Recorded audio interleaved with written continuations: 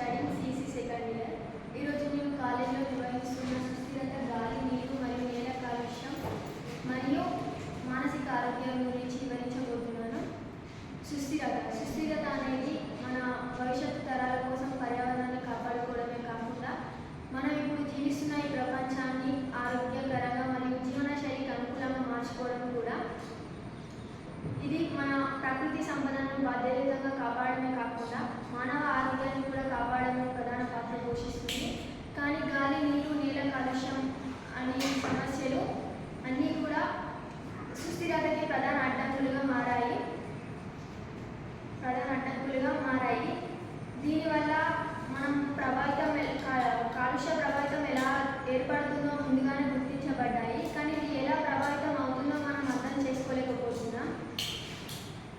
గాలి కాలుష్యం అనేది ప్రపంచవ్యాప్తంగా అత్యంత భయంకరమైన సమస్య.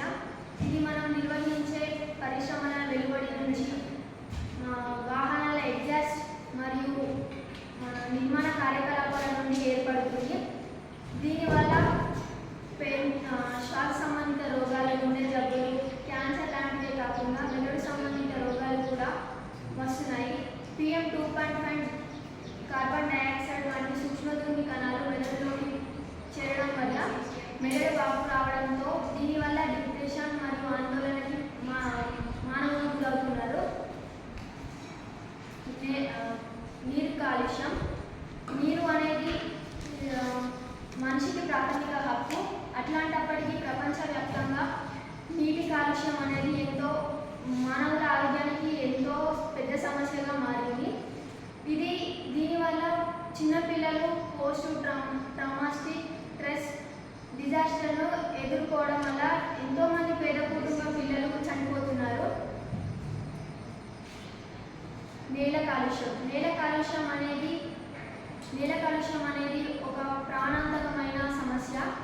ఇది మనం ఎక్కువగా మనం ప్లాస్టిక్ వాడడం వల్ల అది వందల సంవత్సరాలైనా కరగకపోవడం వల్ల అది ఒక వ్యర్థంగా మారి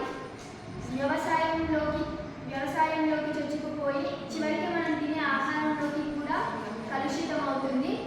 దీనిని ఎంతోమంది తినడం వల్ల వారి మానసిక ఆరోగ్యం కూడా కలుషితం అవుతుంది.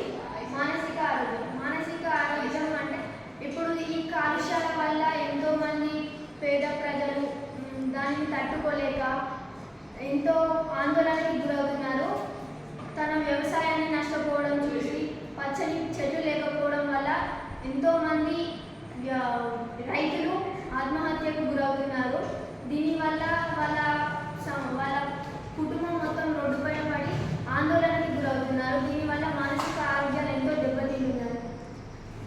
ఇలా కాకుండా ఉండాలనంటే మనం హరితహారాన్ని నిర్మించాలి, సుస్థిరత సాగుని ఏర్పాటు చేయాలి,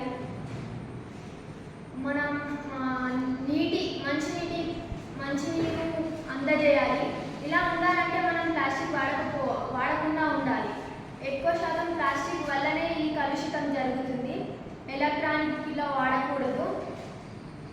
పర్యావరణం